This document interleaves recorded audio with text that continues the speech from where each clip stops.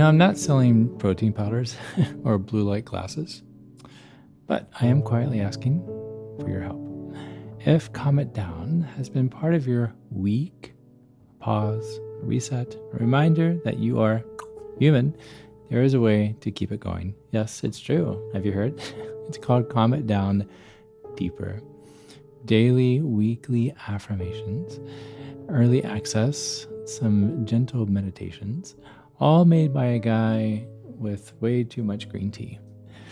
Join me at calmitdownpodcast.com. Look for deeper. Thanks for even considering. I appreciate it. Okay, on with the show. How to stop abandoning yourself in relationships. There is a very specific moment when you lose yourself. If you thought about this, it's not really dramatic. There's like no music swelling in the background, and all of a sudden, ta-da, you're sitting across from someone that you love. They ask you, what do you want for dinner? And you say, oh, I don't care. Whatever you want. Right? But you do care. You're actually starving for Thai food, let's say. You've been thinking about it all day. But somehow, in that small moment, you decide that your preference wasn't worth the trouble. It's just one choice, right? Just one dinner. Except it's never just one. I'm Chad Lawson, and let's calm it down in 3, 2, 1.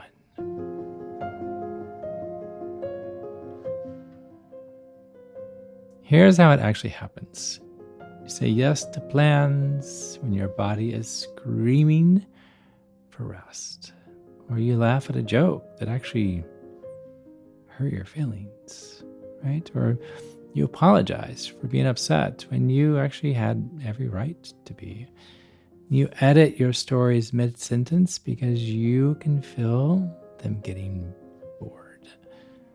So you make yourself quieter, smaller, easier to love. The terrible thing? It works. They smile. The tension eases. The relationship feels smooth again, right? So you keep doing it until one morning you wake up and you realize you have become a very convincing impression of yourself. This happened to you, right? We tell ourselves we're doing this for love, right? For connection, to keep the peace. But here's the underlying truth. We're doing it because we're terrified. Have you thought about this? Terrified that if we show up fully with our needs, with our boundaries, with our complicated feelings, we'll be too much. Or worse, not enough. So we perform a version of ourselves that's easier to swallow, more pleasant, less demanding.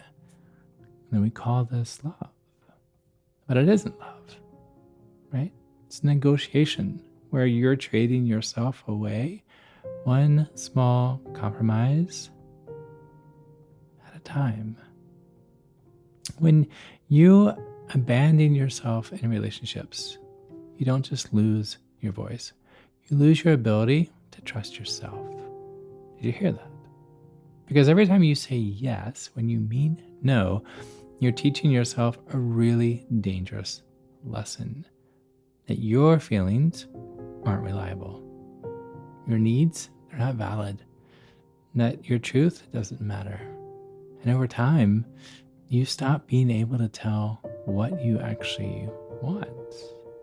Someone asks, what do you think? And you draw a blank. Not because you don't have an opinion, but because you've spent so long burying it that you can't find it anymore. This is hard. Well, here's what most people get wrong. They think intimacy means harmony. No conflict, no discomfort, just smooth, easy connection. But that's not intimacy. That's performance. Because real intimacy is built on the willingness to be inconvenient, to say the thing that might create tension, to take up space even when it's awkward. Because when you disappear, the other person isn't connecting with you. They're connecting with your representative, the carefully edited version you think that they can handle.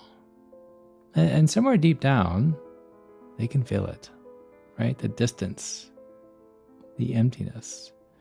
The relationship might look fine on the surface, but underneath, it's hollow. So coming back to yourself, it doesn't require like this massive to do. It starts with one small act of just being honest. Maybe it's saying, actually, I'd rather stay in tonight. Maybe it's not laughing at the joke that diminishes you, right?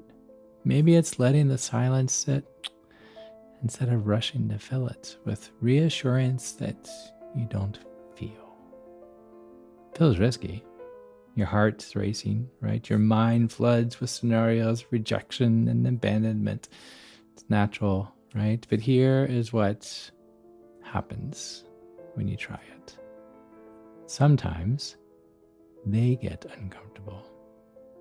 Sometimes they push back. Sometimes they don't like this version of you that asks for things. And that tells you everything you need to know. Next time you're about to say yes, stop. Take one full breath. And ask yourself, am I saying this because it's true or because I'm afraid? Because if the answer is fear, I want you to try this. I need to think about that. Or, that doesn't work for me. Or simply, I'd rather not. You don't need a reason. You don't need to justify. You don't need to soften it with 3 apologies and a self-deprecating joke. Your no is complete by itself. Did you hear that? So let's name it. You're afraid they'll leave. You're afraid that the real you, the one who has needs, who gets tired, who doesn't always go along, is unlovable, right? And I won't lie to you. Some people might leave, right? They might. Because the version of you that never asked for anything, that always accommodated, that made yourself small, that version was easier for them. But here's the question. What are you actually keeping? A relationship where you can't show up fully? Where love is contingent on your continued disappearance? No, that's not safety. That is a prison with soft walls. Are you listening? The ones who stay when you stop abandoning yourself, those are your people. They don't need you smaller. They're not intimidated by your boundaries. They don't punish you for being honest. They might be surprised at first. They might need to adjust, but they don't leave because they weren't loving the performance. They were loving you. Even if they didn't always know how to reach you, how to reach the real you through all of these accommodations. These are the relationships that are worth protecting. They are. Here, I want to try this together. Place your hand on your chest. Feel your heartbeat. Take a deep breath in. Say to yourself, I don't need to shrink to be loved. The right people want me whole. I don't need to shrink to be loved.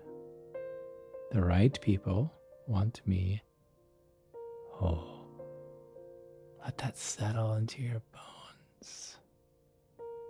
Abandoning yourself, it happens quietly. So does the return. one honest moment at a time, one boundary at a time, one no that you don't apologize for. You don't have to do it perfectly, you just have to start. And when you do, you might be surprised to find that the love you were so afraid of losing, it either deepens or it reveals itself as something that was never truly yours. Either way, you win because you get yourself back. And I hope you do. Thank you. Thank you for listening. Thank you for living. And until next time, be kind to your mind. And join me again as we calm it down. To find more episodes of Calm It Down, see where I may be appearing in your area, or just simply want to know where to send me some chocolate chip cookies, visit calmitdownpodcast.com. This podcast was written and produced by yours truly, Chad Lawson, composer, pianist, and nationally recognized sweet tooth. The views, expressions, and techniques in this episode are of my personal opinion and not intended, nor should they, serve as a substitute for medical advice or diagnosis rendered to you by your individual doctor or other healthcare provider. Only a licensed physician should evaluate your situation, provide a diagnosis, or render other medical advice to you, and you should only act upon the advice of this physician. Now, I'm an extreme empath by nature, but my profession is that of a composer and pianist, not a licensed therapist or physician.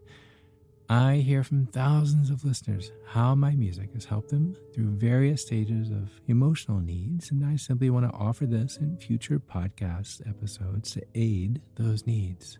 So to find a list of licensed professionals in your area, please visit calmitdownpodcast.com. And if you've enjoyed today's episode, please leave a review, or better yet, share it with a friend. While it takes less than 60 seconds to do, its impact will last for years to come, as every little bit helps in growing the awareness and the importance of mental and emotional health. Thank you for listening. Thank you for living. And until next time, be kind to your mind and join me again as we calm it down.